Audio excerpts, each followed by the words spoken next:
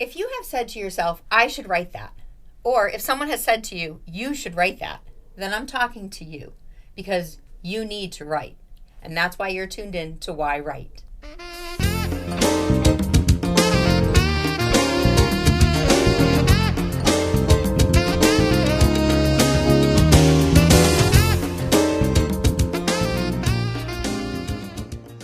Today's program is brought to you by CRS, Complete Restoration Solutions, for fire, smoke, water, and mold damage.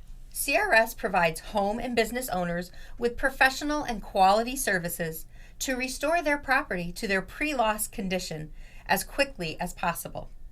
Family owned and operated out of Chicopee, Massachusetts, CRS is your complete restoration solution. They are available 24 hours at mycrsinc.com. Hi, I am your host, Angela Grout, and this is yWrite, a program filled with conversations about writing with writers to help you write, because we all have a story inside of us. As a writer, we know that we struggle with many things about writing. The first thing is just the opportunity to set aside time to sit down and actually pick up a pen and put it to paper. I have written 3 novels, and in the process of writing, I have had to learn many of the steps. And my hope is that this program will help you to learn those steps too. Because we all have a story inside of us, and to sit down and write it and to see your thoughts on paper is a wonderful thing. There is something magical about seeing your thoughts on paper and knowing if that is something for you to see or something that you need to share. Writing is easy. Sharing sometimes can be scary. But I think we know as authors, if we want to write to share, we are doing it to inspire and to educate and maybe even to entertain. So this program is going to be weekly interviewing different writers in all stages of their writing process, whether a published author or someone in the work in progress. And we're going to find out exactly what they're doing that might help us along the way. I recently interviewed Bruce Landon, and we had a wonderful discussion that we'd like to share with you, talking about what his inspiration was to write, how he actually took the time to sit down and write, and how it was so important to have an editor. This is a conversation with the owner of an AHL hockey team. He's a former professional goaltender. He was the president of the Springfield Falcons, and he has been referred to as the godfather of hockey for Springfield, Massachusetts. I want to welcome a friend and a neighbor, author of The Puck Stops Here, Mr. Bruce Landon. Hi, Bruce. I really would like to know what inspired you to write this story. I talked to a friend of mine, too, just before I started the process, Dr. David Page, a surgeon who is retired now, but he had written several books. And he had told me the same thing, basically, Tammy said, just start writing. Don't worry about it. Just let it go and see where it takes you. And again, that's what I did. But I had a sort of a process, and I knew sort of chronologically how I was going to go. And then, Tammy ended up, unfortunately, she got very, very sick. And what kind of cancer did she have? She had, it's called neuroendocrine cancer, and it was in her liver and ovary glands, and it was just, it just wasn't, she went through all the chemo with a smile on her face. The strongest person, we don't want to digress here, but the strongest person I've ever met in my life to this day. And but when she was at the Cape, and she was very sick, so we went down to see her, obviously, my family, my daughter, and my wife. And my last talk with Tammy was I gave her a kiss on the forehead and said, Dad finished the book. And she was in tough shape then, but I know she smiled at me. I know she did. So so the book got finished, and we got a publisher, got on board, and and it came out okay. I'm not a professional writer by any stretch of the imagination, but that shows you that anybody who's watching, listening, anybody can write a book. They can write a book. I think there's a long-time fellow by name, way before your age, named Bennett Cerf, who at one time said, everybody has a book in them. I always remember that, and that's going way back. I don't know how I remember it now, but I do. And so I think people don't realize that everybody's got a story to tell. And sometimes, I find it, again, once I got started, I found it enjoyable. Challenging, but enjoyable. I agree with you. I mean, I think there's something magical about seeing your thoughts on paper, because it's like literally you're birthing something there because it wasn't there before. And once it's on that paper, you have the opportunity to share it, or you have the opportunity of just evaluating it. We make our morning to-do lists, or, we journalize our life. But, in your case, like writing your memoir, especially from like the day one kind of to current times, that's very sounds very daunting, because you're like, oh my gosh, how do I cover 30, 50, 60 years in 200 or pages or so. A lot of people I see who write memoirs sometimes will just take a little chunk of time out of their life and just put that in, which in a sense you sort of did, because it really does focus around your hockey career and what made you hockey. I'm sure you could write a whole nother memoir about what it's like to be a dad. It might be a little R-rated. This one's not. I know. Yeah, let's talk about that. So this one's not R-rated, but we had talked about this before about how in editing, I think you told me like your editor said something to you about how you have to pay attention to who your audience is. Absolutely. Yeah. He was outstanding. He called me up, and again, my language was a little off color, certainly in some of the stories. Locker room stuff, and and it wasn't a tell-all type book at all. It wasn't getting down and dirty. It was just it was locker room talk, and the language got a little raw. And Ron Chimelis called me up, and he said, "Listen, this is your book. This is your story. I don't want to tell you what to do, but I'm going to ask one favor of you." And I said, "What's that, Ron?" He said, "Will you take the bad language out of the book?" And he said, "Here's the reason why." He said, "It's not going to help you sell one book, and it may upset a few people who do buy your book." Yeah. And it made a whole bunch of sense. And I said, "Ron, you're 100% right." And so I was able to do that. And there are a few phrases in the book that probably people who know me read it and said, "I don't know if that's the way Bruce would normally say that," but I toned it down. And I'll share a story if I have time, certainly, is shortly after the book was published, or no, I take that back, when there was talk in the West Springfield Record that I was writing a book, and then the book was published, or going to be published, my wife and I were going to church at St. Thomas one Saturday afternoon at 4 o'clock. And I was walking up the sidewalk with my wife, and two sisters of St. Joseph were walking towards me. And one of them said to me, "Bruce, I can't wait until I read your book." And right away I'm saying, "Thanks, Ron. I appreciate your advice." It's so...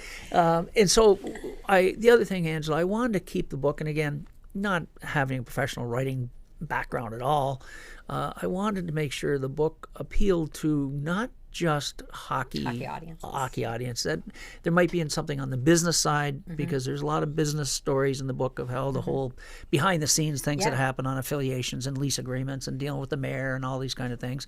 And I wanted the book to be sort of maybe appealing. Once I got into it and I felt like I got a little cocky, maybe saying maybe I know what I'm doing here. No, but it's great, because I think from an outsider who does kind of know the hockey world. I mean, I grew up in it with two brothers and my dad and my husband.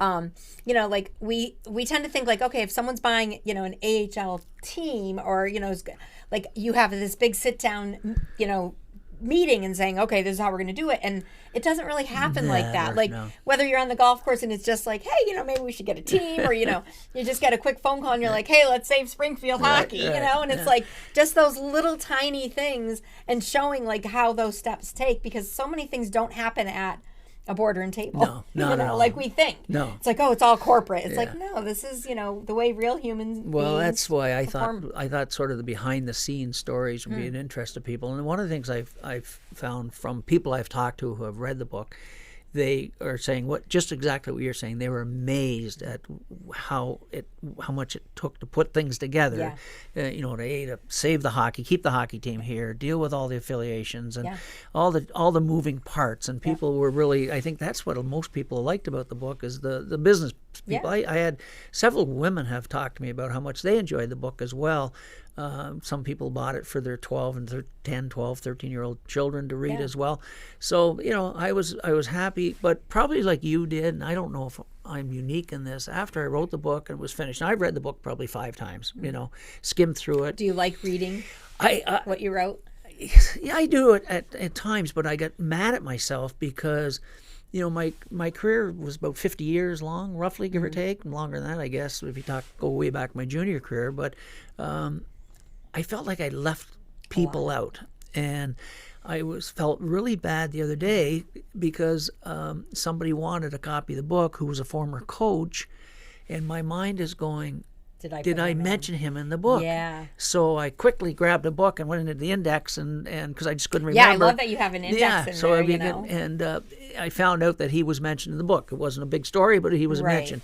So, I called Ron up and I said, I'm kicking myself here, and he said, that's normal. You always feel like you've left something out. Oh, of course. I mean, when I was writing like my little acknowledgments in one of my books, afterwards, I'm sure, and I'm like, oh my goodness, I totally left them out, and they really did help me a lot. Yeah. And, I'm like, I could go back because I self-published and changed and stuff. They're like, don't worry about, but you think you've remembered everything, and it's like, oh, forgot that. Sorry. Yeah, well, I was going from memory, as I told you, and so my memory I think is pretty good. But then, after a while, in my life, all the years almost started running together, and I was trying to recall, was that coach here in 1986 or was he here in 1992? And I was just trying to do it all from memory. Every once in a while, I'd pick up the phone and call Bob Oliver, somebody who worked for me for 20 years, and say, hey, have I got the time frame right on this? That's about all the research I did. I think that's where sometimes especially if you're writing like a fictional story and you're trying to bring it into a realistic time frame, you almost need that like proofreader who reads it and says, this didn't happen then. You can't say, oh, he was shipped off to the war when, it was 1980 or, whatever it is. You got to make sure that it's authentic in the story.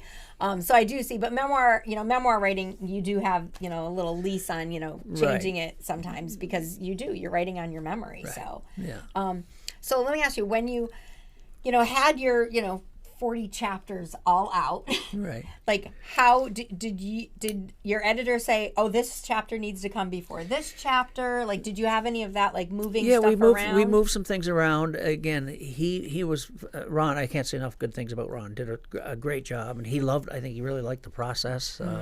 But he changed some things around, not a lot. Because I was trying to go from my growing up in Canada to letting people know about it. I wasn't born with a silver spoon in my mouth, like some people thought. But you were born with a hockey stick. I was born with a hockey stick, maybe. But, I tell stories about growing up in Canada with an outhouse and, my mom and dad and going through a divorce. And I got a little raw in some of the stories about my growing up years, which a lot of people just didn't know about me.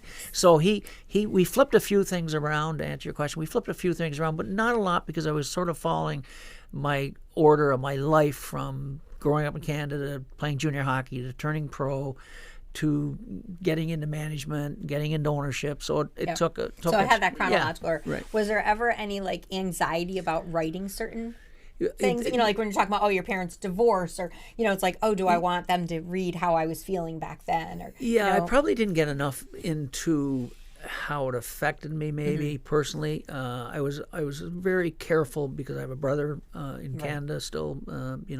We talk every day almost, and I didn't want to say something that maybe would upset him. So when I was in the process, I called him and I said, listen, I want to talk about, Dad was an alcoholic, and he was, he tried his best to get us to hockey practice every day, and I wanted to share some of that with people in the book. And he said, just write, what happened back in the days. And I tell the story. My father used to lock my brother up in a cold bin, and we're down with the rats to punish him. Wow. Yeah. And my brother, it kicked off some memories for him, but he wanted me to be honest and true to myself and write what was true. And it's there isn't anything in that book that I can't say isn't 100% true. That's really cool. I think a lot of people who are writing, especially if they're writing their memoir, can kind of have that like anxiety that almost causes the writer's block of, can I tell that? Should I tell that? Who is it going to affect? Right. Because the books we write and we share do have an effect, whether it's a memoir or whatever. So it's just a matter of like being able to feel still in control, but you're not in control of how your reader's going to read the book. Right. Well, I was also advised by Ron again. One of the things in my life, I hope I've sort of I don't carry any grudges, at least I try not to. And that was actually something Tammy had said to me many times, life is too short, don't carry grudges. So Ron called me one time. He said, I don't like the wording of the one chapter about Charlie Pompey. And he said, I just don't like the wording of it, because even though you had your differences and you make that very compelling in the book, but you still like the man as a person, and you need to change the way you're talking a little bit because it looks like you're holding a grudge. And so I went back to what I had written, and I read that again, and I changed, thanks to Ron, I changed some things around. I did not want to offend anybody. I mean, I could tell some stories that, like anybody can. Yeah, no, I could tell some stories that. I mean, we all have good times and bad times with people, and you get along or you're not getting along. And Charlie Pompey did a lot. He did absolutely. do a lot, he kept the team here when nobody else wanted it. So, so and I make that very clear in the book. If it wasn't for Charlie, the team, I would have had to sell the team to Des Moines or somewhere, that all the teams that were cities that were looking for a franchise. So Charlie stepped up big time, but we had our differences, and I just wanted to make sure that the differences come out in the book, that it wasn't a personal thing. It was just we had our differences of how a hockey team should be run more than anything else. Well, of course, and you're an experienced player, so that's a good chapter. I like that. That's one of my favorite chapters. You know why? I'm not sure. My your dad's mentioned. Well, your dad's mentioned because he introduced me to Charlie, and again, if it wasn't for your dad introduced me to Charlie, so you always talk about all these little moving parts and little things. If it hadn't been for your dad introducing me to Charlie, all these little stories that go along that bring everything together, and I think that's what anybody who's writing a book, you'll find that something will click with you and say, okay, that's what made this happen. And it really is, because even writing, when I write, and if I'm doing like a memoir piece or like trying to write something out, I'll look at it and say, okay, well what did I get out of this? Especially if it's a traumatic experience or if it was a joyful experience, like what led me to that moment, and where is it leading me to? Right. So it's very telling when we write, whether we share or not. Although sharing can be a little scary sometimes. It can be, depending what you're sharing. Yeah, absolutely. I mean, memoir, about your life, that can be very scary for someone who's thinking about doing that. Especially, I mean, a lot of people who tend to take these memoir classes that I have attended and things, are writing sometimes about like a traumatic experience in their life. So that's a whole different thing, whereas this is your journey of, the puck stops here. Right. So now that I said that, I want to know, where did the title come from? Well, I didn't like the title, to be honest with you. No, I who really... gave you the title? Well, my publisher. I didn't want, again, I felt with the puck stop. First of all, there was another book written by another goaltender, which was called The Puck Stops Here. But I didn't want people to look at the title of the book and think, oh, this is all about just hockey statistics. And, I mean, I wasn't the greatest goaltender in the world. Why am I writing a book? The puck didn't stop here. Sometimes it went behind me too many times, right? So, I wanted the book just to be called My Not So Minor League Life, Yeah. And so I went with the publisher, again, feeling they certainly know better than I do. And they said, no, let's go. I said, well, I need the other part so that's why at the bottom of the book it says Bruce Landon, My Not So Minor League Life. And so I wanted people to realize that it just wasn't a hockey book about statistics and things. There was more in depth on other things that go on in the world of hockey. So. Yeah, well, the puck stops here. For me, when I see the title, sometimes it makes me reflect on like where in my life have like I made a goal. Yeah. And where did I miss a goal? And it's like, okay, we all have parts where our puck was stopped, or what for you want to stop the pucks. For the offensive team, we're like, we want to score. But yeah, I mean, it's great that you put, the little subtitle in there. I mean, I did the same with my Dear Baby Get Out, because, Dear Baby Get Out was, about childbirth, but it was more about like getting your babies out into the world, whether it's a book or your ideas or sharing your story. Right. And, we both know like just writing our stories helps a lot of people, Yeah, I think so. Learning. There's education, and, some young kid can read this and someday be inspired and say, I'm going to own an AHL team, and now I have a little bit of a roadmap on how I might do that. Well, I think that's the other thing too. It shows how things can come together, even when you don't think they're going to. Like I had some very dark moments, not just with my Charlie Pompey time, but with earlier on some dark moments where, I never thought I was going to be able to pull it all together. And I remember sitting home crying a couple times saying, I can't do this. It's not going to happen. And then, one thing would click, and then another thing would say, okay. And again, we go back to people who affect things. My best friend in the world, Wayne LaChance, who called me up when he heard that the team, when I went on TV and said, "Oh, I want to keep the team here," and I didn't have the money to do it or anything, but he said, "What's going on?" And if he hadn't called me that night, said, "What's going on?" And there's other moments like that where just things start to come together. So maybe somebody else who wants to write can get an idea from this book or other books that you can pull things together, but it's not always easy. Yeah, no. And like you said, the first thing to do is to sit down and write. And just start writing. Just start writing, and then get yourself a good editor. Right. Find an editor. Find an editor, because they're going to give you advice on not just, your audience, but how to, format the book and how to actually put it into a hard binding like this. Right.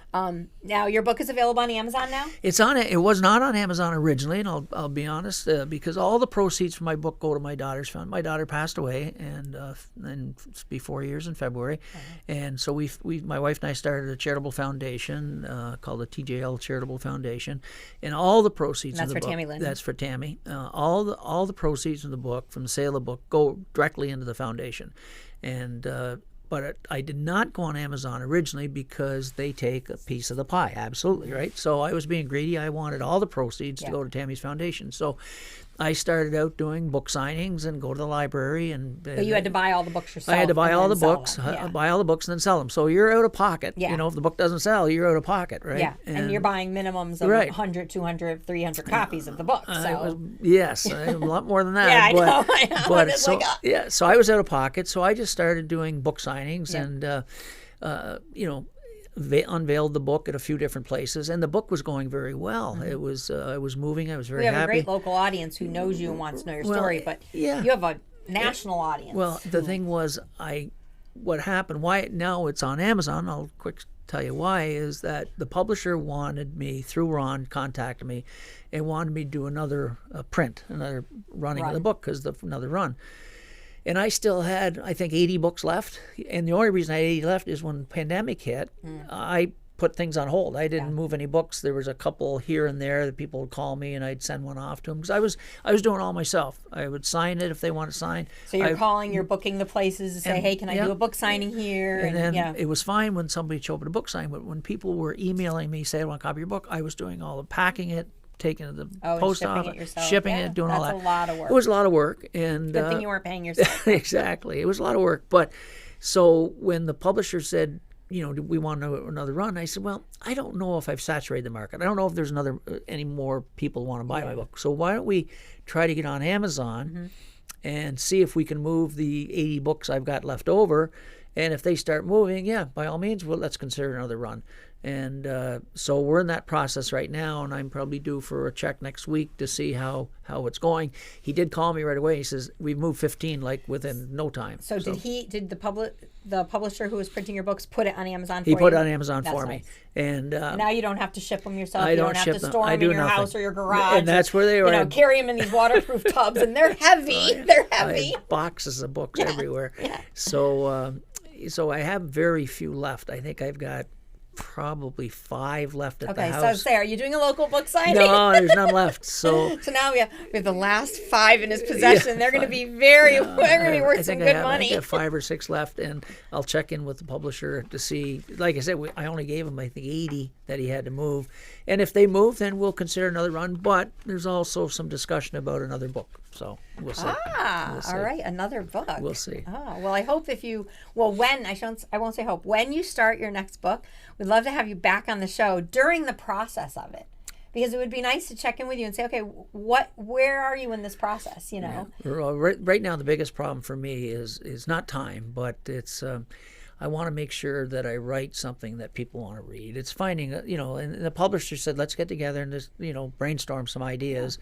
I enjoyed the process again once I got started, but again, you don't want to write a book with all the hockey plays. No, I don't want to get into hockey. There's so many books have been written about hockey, and some of them are great and some of them are horrible.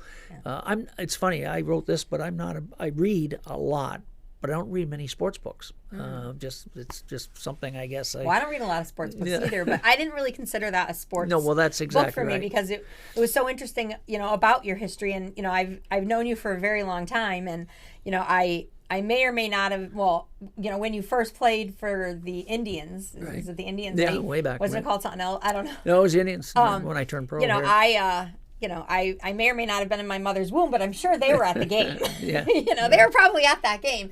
And, we went to the Indians games all the time, throughout until I was like at least, 12, 13 years old. When the Falcons came into town, I mean, it was all we talked about around the house because, you guys were trying to name the team. So it was coming up with the name, and that was really fun trying to get it. It was. And we liked saying Falcon all the time because sometimes it sounded like something else, but, it was fun. This is great. If you're interested in getting a copy of Bruce's books, it is on Amazon. It's The Puck Stops Here. So please log on to Amazon and pick up your copy. And then soon we'll have you back and you can tell us about your next project. And, maybe we can talk about doing a book signing for people who buy your books on Amazon. They can bring the book to the signing. Sounds like a plan. Love to do it, Angela. All right, that sounds good. I thank you so much. Thanks for having me. Thank you so much. I thank Bruce. I want to thank our sponsor, CRS, for allowing us to have this program, yWrite. Remember that CRS is your complete restoration solution for fire, smoke, water, and mold damages. They're available at mycrsinc.com. So we're going to do another show. I'm so excited. Studio 954 here has granted us the, opportunity to do the show yWrite.